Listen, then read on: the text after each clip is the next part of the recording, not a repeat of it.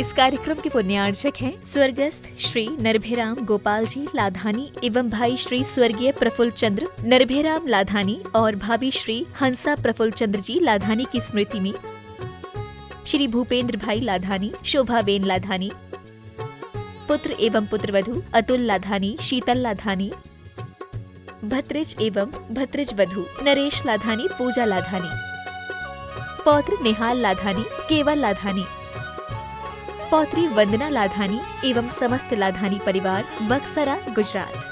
बोलिए देवादिदेव एक हजाराठ श्री पार्श्वनाथ भगवान की जय जय जय। बोलिए गुणायतन प्रणेता, संघ संविधान प्रवर्तक, भावना योग प्रवर्तक, प्रखर वक्ता, परम पूज्य 108 मुनिवर श्री प्रमाण सागर जी मुनिराज की जय जय जय। परम पूज्य 108 मुनिवर श्री अरह सागर जी मुनिराज की जय जय जय। प्रिय बंधुओं, शाश्वत सिद्ध क्षेत्र सम्मेत शिखर जी स्थित गुणायतन में आयोजित आज के प्रातःकालीन जाप्यानुष्ठान एवं प्रवचन के कार्यक्रम में आप सबों का हार्दिक मंगल में गुणायतन परिवार एवं सेवायतन परिवार का स्वागत है।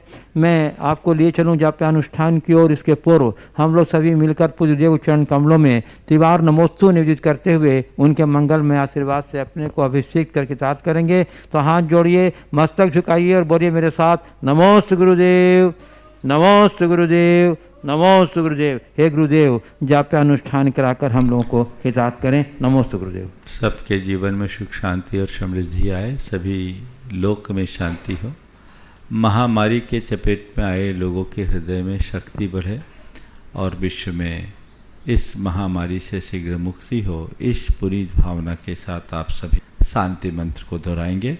ओम सम्यक दर्शनाय नमः, ओम सम्यक ज्ञानाय नमः, ओम सम्यक ज्ञानाय नमः, ओम सम्यक चारित्राय नमः, ओम सम्यक चारित्राय नमः, ओम ह्रीं जगत् शांतिकराय श्री शांतिनाथाय नमः, सर्वोपद्रव शांतिं कुरु कुरु स्वाहा। ओम ह्रीं जगत् शांतिकराय श्री शांतिनाथाय नमः, सर्वोपद्रव शांतिं कुरु कुरु स्वाहा। ओम ह्रीं जगत् शांतिकराय श्री शांतिनाथाय नमः, सर्वोपद्रव शांतिं कुरु कुरु स्वाहा।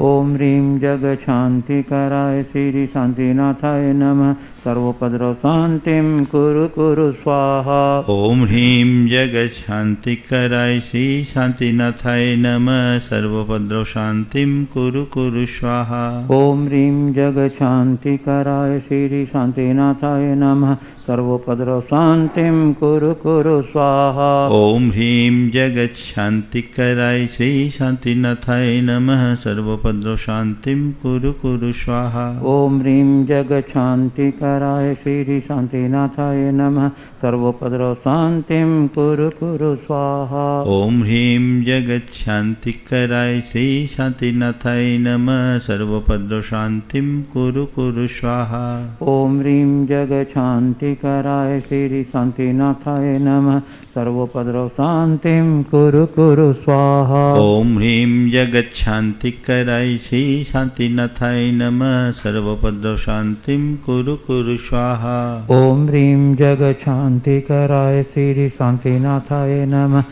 सर्वोपद्रव शांतिं कुरु कुरु स्वाहा। ओम ह्रीं जगत् शांतिकराय श्री शांतिनाथाय नमः, सर्वोपद्रव शांतिं कुरु कुरु स्वाहा। ओम ह्रीं जगत् शांतिकराय श्री शांतिनाथाय नमः, सर्वोपद्रव शांतिं कुरु कुरु स्वाहा। ओम ह्रीं जगत् शांतिकराय श्री शांतिनाथाय नमः, सर्वोपद्रव शांतिं कुरु कुरु स्वाहा। ओम ह्रीं जगत् शांतिकराय श्री शांतिनाथाय नमः, सर्वोपद्रव शांतिं कुरु कुरु स्वाहा। ओम ह्रीं जगत् शांतिकराय श्री शांतिनाथाय नमः, सर्वोपद्रव शांतिं कुरु कुरु स्वाहा। ओम ह्रीं जगत् शांतिकराय श्री शांतिनाथाय नमः, सर्वोपद्रव शांतिं कुरु कुरु स्वाहा। ओम ह्रीं जगत् शांतिकराय श्री शांतिनाथाय नमः, सर्वोपद्रव शांतिं कुरु कुरु स्वाहा। ओम ह्रीं जगत् शांतिकराय श्री शांतिनाथाय नमः, सर्वोपद्रव शांतिं कुरु कुरु स्वाहा। ओम ह्रीं जगच्छान्तिकराय श्री शांतिनाथाय नमः सर्वोपद्रव शांतिं कुरु कुरु स्वाहा। ओम ह्रीं जगच्छान्तिकराय श्री शांतिनाथाय नमः सर्वोपद्रव शांतिं कुरु कुरु स्वाहा। ओम ह्रीं जगच्छान्तिकराय श्री शांतिनाथाय नमः सर्वोपद्रव शांतिं कुरु कुरु स्वाहा। ओम ह्रीं जगच्छान्तिकराय श्री शांतिनाथाय नमः सर्वोपद्रव शांतिं कुरु कुरु स्वाहा। ओम ह्रीं जगच्छान्तिकराय श्री शांतिनाथाय नमः सर्वोपद्रव शांतिं कुरु कुरु स्वाहा। ओम ह्रीं जगच्छान्तिकराय श्री शांतिनाथाय नमः सर्वोपद्रव शांतिं कुरु कुरु स्वाहा। ओम ह्रीं जगच्छान्तिकराय श्री शांतिनाथाय नमः सर्वोपद्रव शांतिं कुरु कुरु स्वाहा। ओम ह्रीं जगच्छान्तिकराय श्री शांतिनाथाय नमः सर्वोपद्रव शांतिं कुरु कुरु स्वाहा। ओम ह्रीं जगच्छान्तिकराय श्री शांतिनाथाय नमः सर्वोपद्रव शांतिं कुरु कुरु स्वाहा। ओम ह्रीं जगच्छान्तिकराय श्री शांतिनाथाय नमः सर्वोपद्रव शांतिं कुरु कुरु स्वाहा। ओम ह्रीं जगच्छान्तिकराय श्री शांतिनाथाय नमः सर्वोपद्रव शांतिं कुरु कुरु स्वाहा। ओम ह्रीं जगच्छान्तिकराय श्री शांतिनाथाय नमः सर्वोपद्रव शांतिं कुरु कुरु स्वाहा। ओम ह्रीं जगच्छान्तिकराय श्री शांतिनाथाय नमः सर्वोपद्रव शांतिं कुरु कुरु स्वाहा। ओम ह्रीं जगच्छान्तिकराय श्री शांतिनाथाय नमः सर्वोपद्रव शांतिं कुरु कुरु स्वाहा। ओम ह्रीं जगच्छान्तिकराय श्री शांतिनाथाय नमः सर्वोपद्रव शांतिं कुरु कुरु स्वाहा। ओम ह्रीं जगच्छान्तिकराय श्री शांतिनाथाय नमः सर्वोपद्रव शांतिं कुरु कुरु स्वाहा। ओम ह्रीं जगच्छान्तिकराय श्री शांतिनाथाय नमः सर्वोपद्रव शांतिं कुरु कुरु स्वाहा। ओम ह्रीं जगच्छान्तिकराय श्री शांतिनाथाय नमः सर्वोपद्रव शांतिं कुरु कुरु स्वाहा। ओम ह्रीं जगच्छान्तिकराय श्री शांतिनाथाय नमः सर्वोपद्रव शांतिं कुरु कुरु स्वाहा। ओम ह्रीं जगच्छान्तिकराय श्री शांतिनाथाय नमः सर्वोपद्रव शांतिं कुरु कुरु स्वाहा। ओम ह्रीं जगच्छान्तिकराय श्री शांतिनाथाय नमः सर्वोपद्रव शांतिं कुरु कुरु स्वाहा। ओम ह्रीं जगच्छान्तिकराय श्री शांतिनाथाय नमः सर्वोपद्रव शांतिं कुरु कुरु स्वाहा। ओम ह्रीं जगच्छान्तिकराय श्री शांतिनाथाय नमः सर्वोपद्रव शांतिं कुरु कुरु स्वाहा। ओम ह्रीं जगच्छान्तिकराय श्री शांतिनाथाय नमः सर्वोपद्रव शांतिं कुरु कुरु स्वाहा। ओम ह्रीं जगच्छान्तिकराय श्री शांतिनाथाय नमः सर्वोपद्रव शांतिं कुरु कुरु स्वाहा। ओम ह्रीं जगच्छान्तिकराय श्री शांतिनाथाय नमः सर्वोपद्रव शांतिं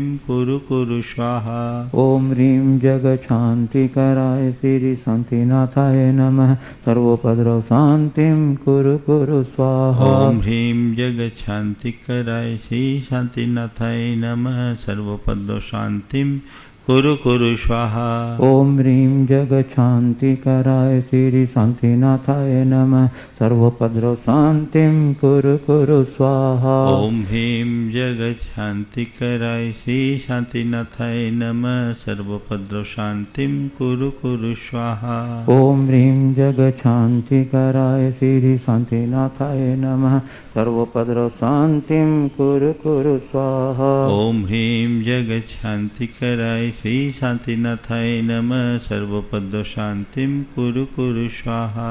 ओम ह्रीं जगच्छान्तिकराय श्री शांतिनाथाय नमः सर्वोपद्रव शांतिं कुरु कुरु स्वाहा। ओम ह्रीं जगच्छान्तिकराय श्री शांतिनाथाय नमः सर्वोपद्रव शांतिं कुरु कुरु स्वाहा।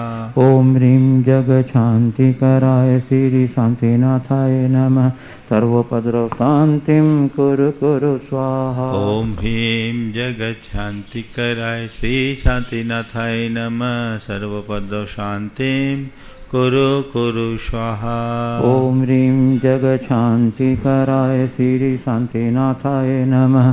सर्वोपद्रव शान्तिं कुरु कुरु स्वाहा। ओम सम्यक दर्शनाय नमः। ओम सम्यक दर्शनाय नमः। ओम सम्यक ज्ञानाय नमः। ओम सम्यक ज्ञानाय नमः। ओम सम्यक चारित्राय नमः। ओम सम्यक चारित्राय जय बोलो नमः। श्री शांतिनाथ भगवान की जय। परम पूज्य आचार्य गुरु श्री विद्यासागर जी महाराज की जय। बोलिए परम पूज्य 100 यूनिवर्सिटी प्रमाण सागर जी महाराज की जय। परम पूज्य मुनिश्री अरहत सागर जी महाराज की।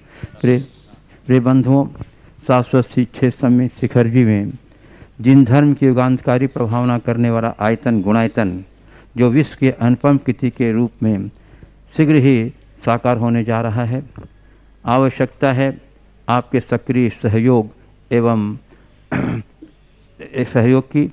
आप इसके लिए गुणायतन की विभिन्न योजनाओं से जुड़कर हमारा सहयोग कर सकते हैं। साथ ही अपने जीवन की सुख शांति और समृद्धि के लिए प्रतिदिन होने वाले शांति धारा अभिषेक के कार्यक्रम में भी जुड़ करके पुण्यार्जत का सौभाग्य प्राप्त करके आप हमारा सहयोग कर सकते हैं। आप गुणायतन के कार्यालय से संपर्क करके गुणायतन की विभिन्न योजनाओं को की जानकारी ले सकते हैं और शांति धारा में अपने पुण्यार्जत का सौभाग्य सुरक्षित करा सकते हैं। बंधुओं, आप दान तो देते ही हैं, परंतु शाश्वत सम्मेद शिखर जैसे क्षेत्र में जो साकार रूप लेने जा रहा है गुणायतन, इसमें दान देने का अपना अत्यंत महिमा है। यह आपके उज्ज्वल भविष्य के लिए सातिशय पुण्य का निमित्त बनेगा। अतः आपसे विनम्र आग्रह है कि आप शीघ्रता से गुणायतन कार्यालय संपर्क करके आप अपना सहयोग हमारे तक बढ़ाएं। हम आपका स्वागत करेंगे। जय जिनेन्द्र। बंधुओं, मध्याह्नकालीन समय में गुरुदेव के द्वारा ग्रंथराज सर्वार सिद्धि की वाचना प्रारंभ हो गई है, जो आचार्य उमा स्वामी विरचित तत्वार सूत्र का आद्य संस्कृत टीका है। समय है मध्याह्न 3:15 पर और इस कार्यक्रम का आप लाभ प्रामाणिक ऐप के माध्यम से ले सकते हैं और मुनि प्रमाण सागर यूट्यूब चैनल से ले सकते हैं, जैसे प्रसारण होता है। आप सभी कार्यक्रम का लाभ अपन तो उद्योग का चलिए सभी लोग अपने दोनों हाथ जोड़ लें और मेरे साथ महामंत्र के स्मरण के लिए अपना मनस तैयार करें।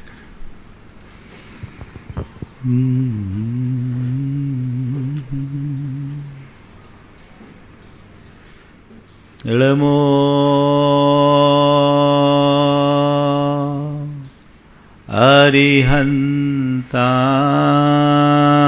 अरिहन्ताणं नमो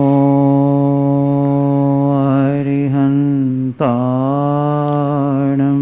इळमो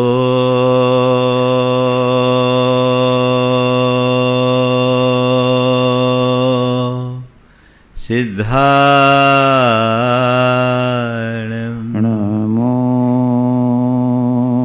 सिद्धाणं। नमो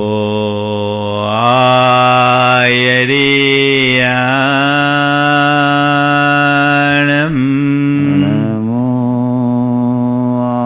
आयर्याणं। नमो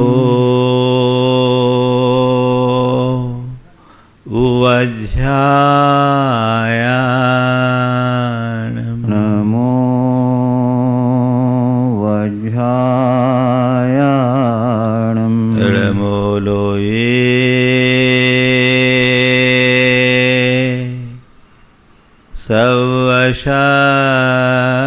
सवशाहुनं नमो लोये सवशाहुनं।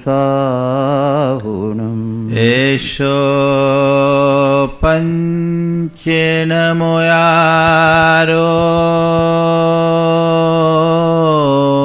एषो पञ्चनमो यारो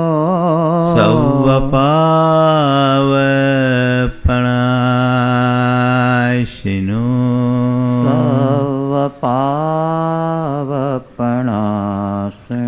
मङ्गलाळं च सवेशिं मङ्गलाळं च च सव्येशिं पढ़मं होई मंगलम। पढ़ मम होई मंगलम। जय बोलो देवाधिदेव खदराट श्री भगवान महावीर स्वामी की जय जय जय। अहिंसा परमो धर्म की जय जय जय। परम पूज्य आचार्य गुरुवर श्री विद्यासागर जी महाराज की जय जय जय। बोले परम पूज्य मुनिवर श्री प्रमाण सागर जी महाराज की जय जय जय। मुनिवर श्री अरहत सागर जी महाराज की जय जय जय। नमोस्तु गुरुदेव, नमोस्तु गुरुदेव। आज बात ई की है। इच्छा की चर्चा कल हुई। आज दूसरे दुर्बलता की बात मैं करने जा रहा हूं। वह है ईर्ष्या। ईर्ष्या क्या है? मनुष्य के मन का एक भाव। कैसा भाव? नकारात्मक भाव। वो भाव कब प्रकट होता है? जब हम अपने से किसी को बेहतर प्रतीत करते हैं और मन में जलन उत्पन्न होने लगती है। ईर्ष्या एक दुर्बलता है, दोष है, नकारात्मक भाव है। कोई भी व्यक्ति ईर्ष्यालु को पसंद नहीं करते, लेकिन ईर्ष्या जरूर करते हैं। तुम्हारे मन में ईर्ष्या हो तो तुम किसी ईर्ष्यालु को पसंद करो या न करो, तुम तो ईर्ष्यालु बन ही गए। आज हमें ईर्ष्या के संदर्भ में 4 बातें आप सबसे करनी है। सबसे पहले ये देखना है कि मेरे अंदर ईर्ष्या है या नहीं। किसी के शरीर में बुखार हो तो बुखार को उसके लक्षण के आधार पर जाना जाता है और थर्मामीटर से नापा जाता है। कोई भी बीमारी हो तो उस बीमारी को हम उसके लक्षण के माध्यम से जान सकते हैं। तो सबसे पहली बात, ईर्ष्या एक मनोकायिक बीमारी है। इसे जाने तो कैसे पहचाने मेरे भीतर ईर्ष्या है या नहीं? तो उसके लक्षण हैं। ईर्ष्या के 4 लक्षण। नंबर 1, किसी की प्रगति न देख पाना। किसी की प्रगति न देख पाना। कोई आदमी अपने प्रयासों से उन्नति कर रहा है, आगे बढ़ रहा है, तो आप अपने मन को पलट करके देखो, उसकी प्रगति से तुम्हारे मन में प्रसन्नता होती है या पीड़ा? कोई भी है, अक्सर देखने में यह आता है, कोई गैर आगे बढ़ जाए तो कोई फर्क नहीं पड़ता, पर कोई अपने बीच का मुझसे आगे बढ़ जाए तो अंदर ही अंदर पीड़ा होती है। मुंह से कदाचित उसकी प्रशंसा भले कर दे, लेकिन मन में ये आता है, अरे ये मुझसे आगे कैसे बढ़ गया, बहुत आगे कैसे बढ़ गया, जरूर कुछ गड़बड़ है। खुद अगर आगे बढ़ते हो तो ये मेरा पुरुषार्थ है, और दूसरा आगे बढ़ता है तो ये जरूर कुछ गड़बड़ है। किसी को आगे बढ़ता देख यदि तुम्हारे मन में पीड़ा हो रही है, तुम्हारे मन में जलन हो रही है, तो ये ईर्ष्या के लक्षण है। इसका मतलब समझ लेना, तुम्हारे भीतर ईर्ष्या प्रकट हो गई है। और अक्सर ऐसा देखा जाता है। संत कहते हैं कोई आगे बढ़ता है तो उसको देखकर जलने की जगह प्रेरणा पाओ, तो तुम कुछ हासिल कर सकोगे। लेकिन अंदर ही अंदर जलोगे तो क्या होगा? किसी का कोई अचीवमेंट है, कोई प्रोग्रेस कर रहा है, किसी की दुकान ज्यादा चल रही है, इनको तकलीफ हो रही, किसी का और दूसरी उपलब्धियां हो रही है, ये उसको तकलीफ हो रही। किसी को आगे बढ़ते देख, किसी की प्रगति देखकर उसको न सह पाना ईर्ष्या का पहला लक्षण है। अब ये दूसरों में नहीं खोजना है, कहां खोजना है? मुझे अपनी चिकित्सा करनी है, तो मुझे अपने भीतर देखना है कि यदि कोई मुझसे आगे बढ़ता है तो मेरे अंदर की प्रतिक्रिया कैसी होती है। अगर सहज प्रतिक्रिया है, तटस्थ प्रतिक्रिया है, तो कोई बुरी बात, वो आगे कैसे बढ़ गया, कल तक तो उसकी कोई औकात नहीं थी, आज इतना आगे बढ़ गया। ये प्रतिक्रिया ईर्ष्या की पहचान है। आगे चलता हूं, अभी तो लक्षण की बात है, मुझे तय समय में चारों बातें करनी है। तो पहला लक्षण क्या हुआ?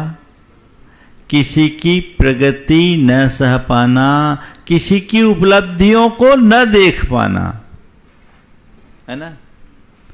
अब एक देवरानी अपने मायके से आई, भाई ने उसे मोतियों का हार दिया। जेठानी ने मोतियों का हार देखा तो अंदर जल गई, क्योंकि उसके पास वैसा हार नहीं था।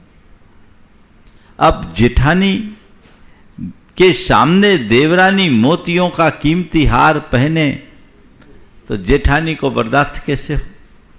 जेठानी ने बड़ा प्यार जताते हुए देवरानी से कहा कि अरे बहन, आजकल का समय बड़ा खराब है, लोग असली मोती की जगह नकली मोती दे देते हैं। दे, मैं चेक करके बताती हूं, इन मोतियों को अपने दांतों से दबाऊंगी, असली होगी तो कुछ नहीं होगा, नकली होगी तो टूट जाए। इन मोतियों को मैं अपने दांतों से दबा के देखती हूं, असली होंगे तो कुछ नहीं होगा, नकली होंगे तो टूट जाएंगे। वो देवरानी अपनी जेठानी के मनोभाव को समझ ली। उसने कहा, दीदी रहने दो, क्योंकि असली मोती को पहचानने के लिए दांत भी असली चाहिए, नकली दांत से नहीं हो पाएगा। दूसरी बात, किसी की प्रशंसा न सह पाना। कोई की प्रशंसा हो रही है, तुम्हारा मुंह बन रहा है। बहुत कम होते हैं जो अपने सामने अपने समकक्ष या अपने परिजनों में किसी की प्रशंसा सुन पाए। प्रायः लोग समकक्षों की प्रशंसा नहीं सह पाते। अगर किसी और की प्रशंसा हो रही है, तुम्हारी आलोचना नहीं हो रही, तुम्हारी निंदा नहीं हो रही, लेकिन तुम अपने आप में भुनभुना जाते हो, अरे ये क्या। ये कमजोरी है या नहीं?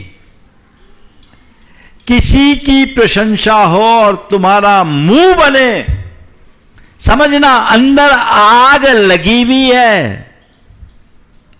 समझ गए? ध्यान रखना, ईंधन की आग से भी भयानक आग ईर्ष्या की आग है। ईंधन की आग तो केवल बाहरी वस्तु को जलाती है, ईर्ष्या की आग हमारे सारे सद्गुणों को खाक कर डालती है। संपूर्ण जीवन तहस नहस कर देती है। इसलिए देखना है कि तुम्हारे सामने कोई किसी की प्रशंसा करे, उस समय तुम्हारे मनोभाव कैसे होते हैं।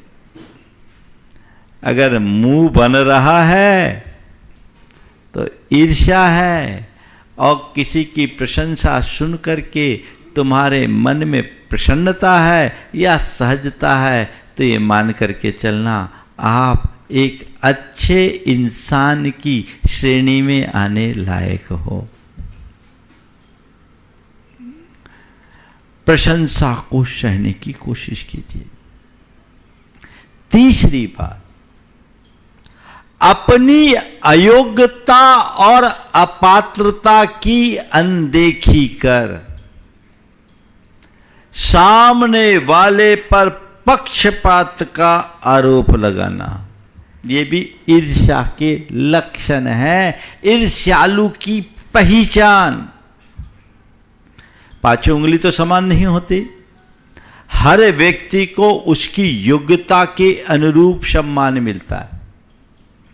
अब किसी की योग्यता अल्प है तो उसका सम्मान अल्प होगा, और किसी की योग्यता अधिक है तो उसका अधिक होगा, ये तो स्वाभाविक है। लेकिन जब व्यक्ति अपनी अयोग्यता को और अपनी अपात्रता को अनदेखी करता है और कहता है सामने वाले के प्रति इनका ये पक्षपात है, ये अच्छी बात नहीं है, मेरे प्रति ये गलत दृष्टिकोण है, ये गलत दुर्व्यवहार है, मैं इनके लिए रात दिन खटता हूं, मेरे लिए कुछ नहीं, सब उसी की बात करते, सब उसी की बात करते, सब उसी की बात करते, हम तो जान छिड़कते, सब पक्षपात करते। ये कौन बोलता है? ईर्ष्यालु। जिसके मन में ईर्ष्या होगी वो हमेशा सामने वाले को टारगेट बनाएगा, खुद को समझने की कोशिश नहीं करेगा। लेकिन व्यक्ति ईर्ष्या मुक्त है तो कहेगा ठीक, मैं जिस लायक हूं मुझे उतना ही मिलना चाहिए, बाकी से कोई मतलब नहीं। आप देखिए लोग व्यवहार में कुछ जगह तो मनुष्य बिल्कुल ठीक कर लेता है, लेकिन समकक्षों से नहीं जमता। जैसे एक उदाहरण के लिए दे रहा हूं आपको, एक लेबर और एक मिस्त्री है, दोनों का पारिश्रमिक एक तो नहीं होता। लेबर को पारिश्रमिक अल्प मिलता है और मिस्त्री को पारिश्रमिक अलग मिलता है। तो जब लेबर के सामने मिस्त्री को ज़्यादा पगार दी जाए, पारिश्रमिक दी जाए, तो लेबर को कोई फर्क नहीं पड़ता। क्यों? वो जानता है कि मैं लेबर हूं, मेरी इतनी ही योग्यता है, और ये मिस्त्री है, इसकी इतनी योग्यता है। लेकिन अगर दो लेबर में एक लेबर ज़्यादा मेहनत करता हो, घंटे भर ज़्यादा काम करता हो, कुशलता से काम निपटाता हो, और उसको यदि सामने वाला खुश होकर 50 रुपया ज़्यादा दे दे, तो पहले लेबर को क्या लगेगा? ये तो पक्षपात है ना? बस ऐसी स्थिति बनती है अपने समकक्षों के प्रति। प्रायः मनुष्य के मन में ईर्ष्या होती है। दो भाई है घर में, एक भाई के प्रति अगर माँ बाप का थोड़ा ज्यादा झुकाव, क्योंकि वो मेहनत करता है, घर को संभालता है, सब कुछ करता है, तो दूसरे भाई के मन में आएगा नहीं, ये मेरे साथ पक्षपात है। अगर ईर्ष्या हो तो पक्षपात का भाव आएगा, और प्रेम हो तो कहेगा नहीं, ये मेरे भैया की योग्यता है, ये मेरे भैया की योग्यता है, इसमें किसी प्रकार के पक्षपात जैसी कोई बात ही नहीं। यही तो अंतर है। एक बार एक व्यक्ति पानी के लिए झरने के पास गया। झरने के पास गया तो देखा क्या, एक पन भरवा भार लेकर गया, पूरा भार भर कर ले आया। समझ गए ना? 2 कनस्तर का भार होता है। उसके बाद एक पनिहारिन गई, वो अपने साथ एक घड़ा लेकर गई, पूरा घड़ा भर गई। अब इस व्यक्ति के हाथ में एक कटोरा था, उसने झरना के आगे कटोरा भराया, कटोरा भर गया। झरना के आगे कटोरा बढ़ाया, कटोरा भर गया। अब वो कहता है अरे ये झरना कैसा पक्षपाती है, ये झरना कैसा पक्षपाती है, पन भरवे को पूरा भार, पनहारिन को पूरा घड़ा, और मुझे एक कटोरा। अब बोलो, ये झरने का पक्षपात है या सामने वाले की पात्रता की कमी? अरे झरना तो अभी भी झर रहा है और देने को तैयार खड़ा है, तू ले, अपना पात्र बड़ा लिया, बड़ा मिल जाएगा। बस यही बात समझने की है। किसी के ऊपर पक्षपात का आरोप लगाकर अपनी शक्ति को बर्बाद करने की जगह हमेशा अपनी योग्यता और प्रतिभा का विकास करने के लिए प्रयास करना चाहिए। तो ईर्ष्या के 4 लक्षण बताए, 4 हो गए, चौथा और है, और 3 हुए, गिन लो। किसी की प्रगति न देख पाना, किसी की प्रशंसा न सा पाना, अपनी अयोग्यता और अपात्रता की अनदेखी कर कर सामने वाले के ऊपर पक्षपात का आरोप लगाना, और चौथी दूसरों की उपलब्धियों को देखकर व्यर्थ ही जलना कुढ़ना। जैसे कोई तुमसे ज्यादा सुंदर हो, अब वो सुंदर है सो है, तुम जल रहे हो। किसी ने कुछ पा लिया, तुमको जलन है। कुछ लोगों में ऐसी जलन होती है। किसी के अंदर थोड़ी उपलब्धि हो गई, उसको तुमसे कुछ लेना देना नहीं, ना उसने तुम्हारा कुछ बिगाड़ा है ना बनाया है, फिर भी तुम्हारे लिए तकलीफ। अयोध्या प्रसाद गोयली ने एक बहुत अच्छी घटना लिखी। एक अम्मा जी थी, दिनों दिन दुबली होते जा रही थी। अम्मा जी दिनों दिन दुबली होते जा रही थी, कुछ खा नहीं पा रही थी, पी नहीं पा रही थी, रह नहीं पा रही थी। दवाइयां भी की पर कुछ समझ में नहीं आया। एक दिन उसका बेटा आया, बोला माँ आखिर तेरे को तकलीफ क्या है? बोले क्या बताऊं, सुबह सुबह पड़ोसन के यहां जब मथानी चलती है ना, उनके यहां खूब घी दूध होता है, उनके यहां जब मथानी चलती है ना तो मेरा कलेजा फटता है कि उनके यहां इतना घी दूध क्यों। अब ऐसे को क्या बोलेंगे?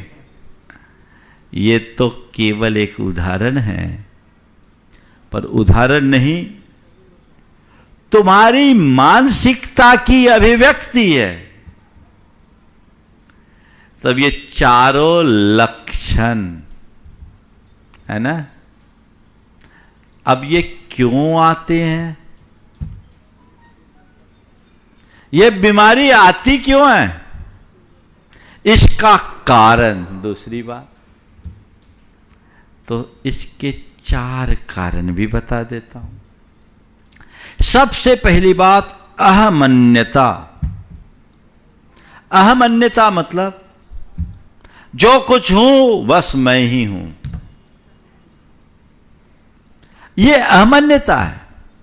जो व्यक्ति अहमन्य होता है वह बस केवल अपने को ही सब कुछ समझता है और यह चाहता है कि सर्वत्र केवल मैं ही रहूं, मुझसे आगे कोई हो ही नहीं।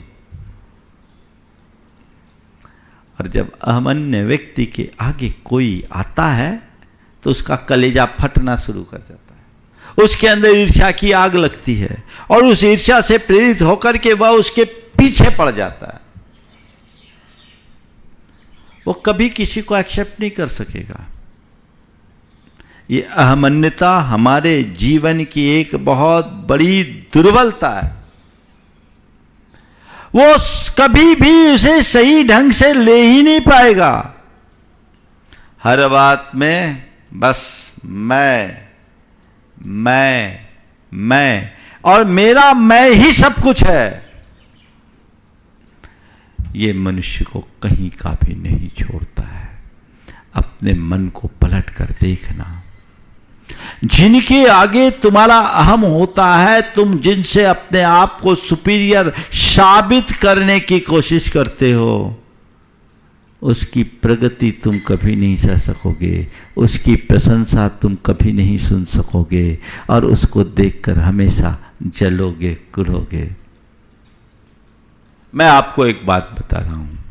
एक साधारण सा व्यक्ति था जो एक बड़ी कंपनी में काम करता था,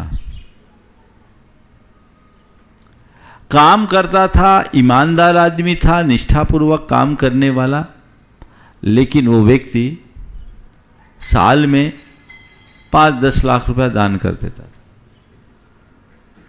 जाहिर था कोई भी काम हो तो उस व्यक्ति का दान पहले। जिस कंपनी में काम करे वहां से तो दान न निकले, लेकिन उस व्यक्ति का दान जरूर निकलता। उस आदमी की 15,000 की तनख्वाह थी। 15,000 की तनख्वाह वाला आदमी 5-10 लाख रुपए का दान कर दे, लोगों को आश्चर्य होता था, लेकिन वो बड़ा फेयर था। वो हर साल अपनी जमा पूंजी से अनाज या किसी चांदी जैसी धातु का स्टॉक करता था, और उसका नियम था कि इसमें मेरी जो कमाई होगी उसका 50% में दान करता। और सब बड़ा ईमानदार, उसकी ईमानदारी पर किसी को संशय नहीं था, और उसके मालिक भी जानते थे कि ये काम कर रहा है। अब एक रोज क्या हुआ, जो अच्छा करेगा उसकी तो प्रशंसा होगी। अब लोग उसकी प्रशंसा कर रहे थे, और वो भी उसके मालिक के सामने। प्रशंसा, अब मालिक के सामने उसके एक कर्मचारी की प्रशंसा हो जाए तो मालिक सहले तो मालिक कैसे। उसी समय मालिक का चेहरा उतर गया, तमा गया। क्या करते हो साहब, ये बेईमानी करके उल्टा पुल्टा करता है, आप लोग इसका इतना महत्व देते हो, मैं अभी देखता हूं ये कैसे काम करेगा, ये सब मैं बर्दाश्त नहीं कर सकता। सही आदमी का सम्मान होना चाहिए, आप गलत आदमी का सम्मान करते हैं। आप लोगों को आदमी की पहचान नहीं है, आप लोगों को आदमी की पहचान नहीं है। और उससे क्षुब्ध होकर उसने उसे अपनी कंपनी से निकाल दिया। लोगों ने जब मुझे बताया, हमने कहा ठीक कहते हो, उस लोगों को आदमी की पहचान है या नहीं, लेकिन हमें तो उसकी पहचान हो गई। उसने अपनी पहचान तो बता दी।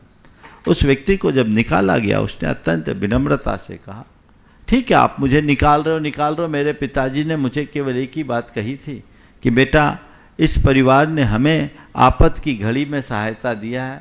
जब हमारे यहाँ कुछ नहीं था तब आपने हमें काम में रखा, इसलिए हमें जीवन भर आपके वफादारी करनी है। हमने आपके यहाँ काम किया, आज तक कभी कुछ गलत नहीं किया, लेकिन आपको अगर लगता है कि मुझ में कुछ गलत है और हमारे न रहने से कंपनी आगे बढ़ती है, तो ये मेरा सौभाग्य है। हमारे लिए तो और भी बहुत सारे अवसर थे, मैं काम कर सकता था, लेकिन केवल इसी भाव से कि हमने आपका हम पर उपकार है, हमने काम किया। लेकिन अहमन्य व्यक्ति को बर्दाश्त नहीं होता, निकाल बाहर किया। कई जगह ऐसी स्थितियां बनती है, आप अपने जीवन में देख लीजिए। अपने अहंकार के कारण अच्छों की आप उपेक्षा और तिरस्कार कर देते हैं, ये एक प्रकार की ईर्ष्यापूर्ण वृत्ति है। दूसरी बात, असहिष्णुता, सहन ना कर पाना,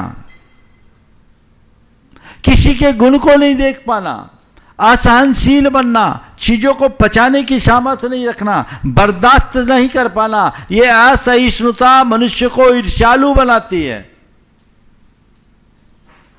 थोड़ी थोड़ी बातों में व्यक्ति अंदर से भुनभुना जाता है।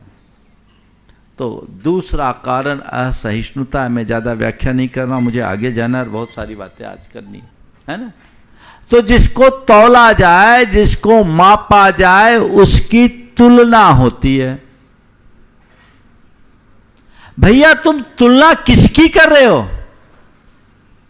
किससे कर रहे हो? अरे वो मुझसे ज्यादा ऊंचा है, उसका कद मुझसे बड़ा है, उसका पद मुझसे बड़ा है, वो मुझसे बड़ा है, उसके पास मुझसे ज्यादा अचीवमेंट्स है, उपलब्धियां हैं, उसका रूप मुझसे अच्छा है, वो मुझसे ज्यादा सुंदर है, मैं उससे कमजोर हूं, कमतर हूं। ये भाव मनुष्य के मन में ईर्ष्या को उत्पन्न करते हैं।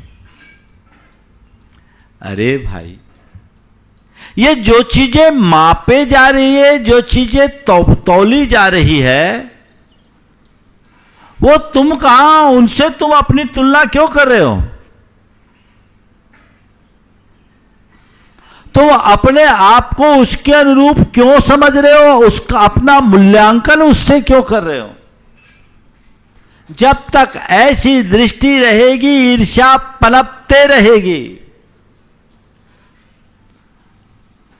माना किसी का कद तुमसे ऊंचा हो सकता है, पर वो कद तुम हो गया। किसी का पद तुमसे ऊंचा हो सकता है, वो पद तुम हो गया। किसी के पास धन तुमसे अधिक हो सकता है, पर क्या वो धन रूप तुम हो? किसी का रूप तुमसे सुंदर हो सकता है पर वो रूप तुम हो, किसी का नाम तुमसे अधिक हो सकता है पर क्या वो नाम तुम हो? ईर्ष्या से बचना है तो अपने भीतर की अतुलनीय को पहचानो। जो अतुल है, जिसे तौला नहीं जा सकता, जिसे मापा नहीं जा सकता, उसकी तरफ अपनी दृष्टि जगाओ। तुलना करते रहोगे तो ईर्ष्या होगी और आप लोग जिंदगी भर यही सिखाते हो। देखो उसके नंबर ज्यादा आ गए, तुम्हारे कम, तुमको पीछे नहीं रहना है ना। कौन सी क्लास से? केजी से। ये ईर्ष्या और प्रतिस्पर्धा के संस्कार। उसकी दुकान ज्यादा चल रही, मेरी कम, ओ गड़बड़। उसके बेटे का अच्छे कॉलेज में एडमिशन हो गया, मेरा नहीं। उसको अच्छी नौकरी मिल गई, मुझे नहीं। उसके अच्छे घर में शादी हो गई, मेरे नहीं। उसकी बहू ज्यादा समझदार आ गई, मेरी नहीं। ये जो चीजें एक दूसरे के साथ जो तुलना करने की वृत्ति है, जब तक ये तुलनात्मक दृष्टिकोण रहेगा, ईर्ष्या पनपते रहेगी। तुलना करो, पर तुलना केवल तौलने के लिए करो। जिसको तौला जा सके उससे उसकी तुलना करो। जो अतुल्य है उसकी तुलना क्यों करते हो? अपना मूल्यांकन उनके आधार पर मत करो। अगर किसी की हाइट 5 फुट की तो 5 फुट ही रहेगी, किसी की 5.5 फुट की तो 5.5 फुट की। उसकी हाइट 5 फुट, मेरी 5.5 फुट, चलेगा। वो गोरा है, मैं काला हूं, सांवला हूं, चलेगा। मेरा शरीर सांवला है, उसका शरीर गोरा है, ये अपनी जगह।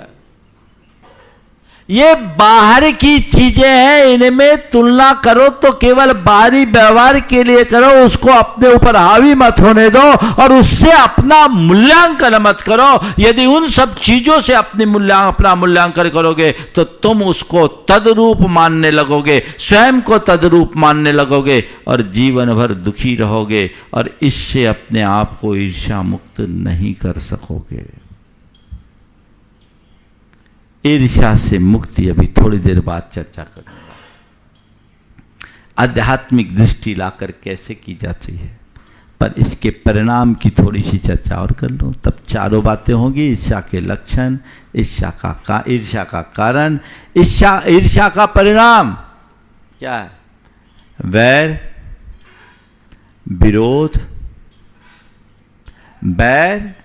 विरोध, षड्यंत्र और हिंसा। जब मनुष्य के मन में वैर होता है, ईर्ष्या होती, उसके प्रति वैर होने लगता है, वैमनस्य का भाव होता है, उससे दूरी रखना शुरू कर देते हैं और दूरी रखने के कारण फिर व्यक्ति के मन में उसके प्रति विरोध आना शुरू कर देते हैं। हम उसका हर बात पर विरोध करते हैं। जिसके प्रति ईर्ष्या होगी उसके संदर्भ में कोई भी मुद्दा आएगा, आप विरोध किए बिना नहीं रहोगे, क्योंकि वैमनस्य है, अंदर मन में मलिनता है। मौका आया तो विरोध करना, ये ईर्ष्या की पहचान है, ईर्ष्या का परिणाम है। और फिर ऐसे व्यक्ति के लिए षड्यंत्र रचोगे, कुचक्र रचोगे, उसे नीचा दिखाने की कोशिश करोगे, मौका बेमौका सामने वाले को नुकसान करने की कोशिश करोगे और इसी कारण व्यक्ति हिंसा भी कर बैठते हैं।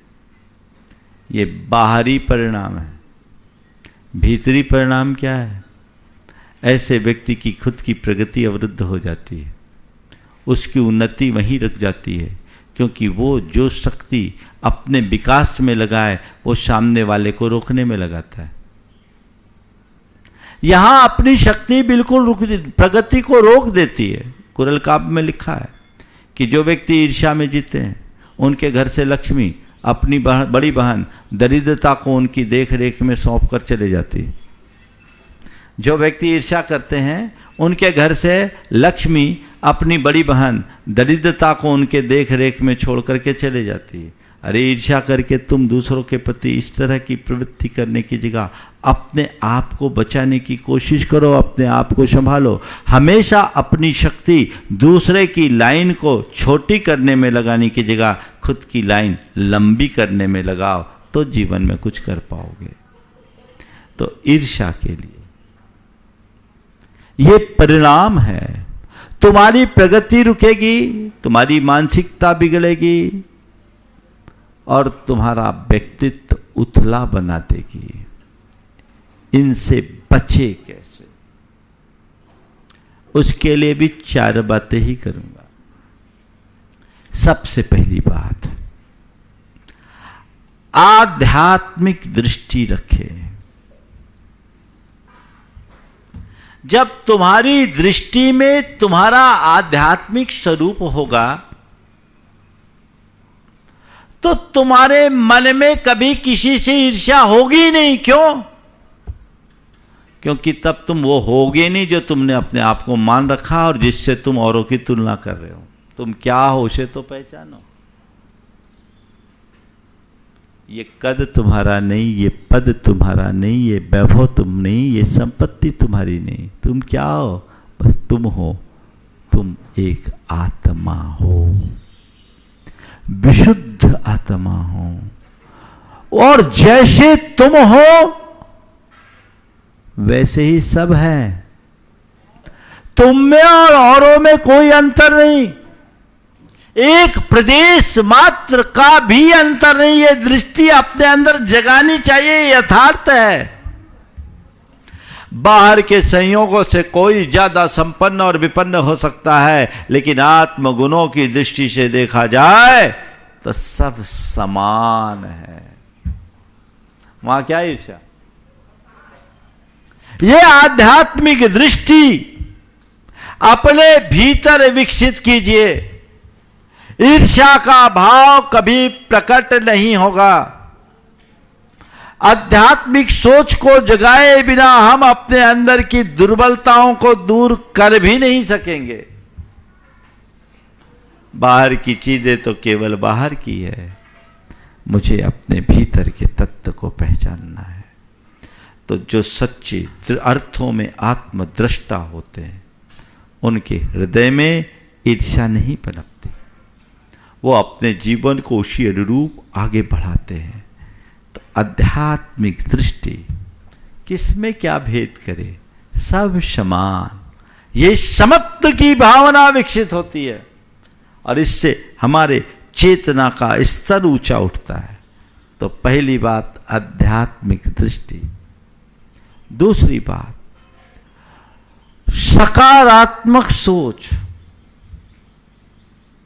अपनी सोच को सदैव सकारात्मक बनाइए। आपके मन में न हीनता आएगी न अभिमान,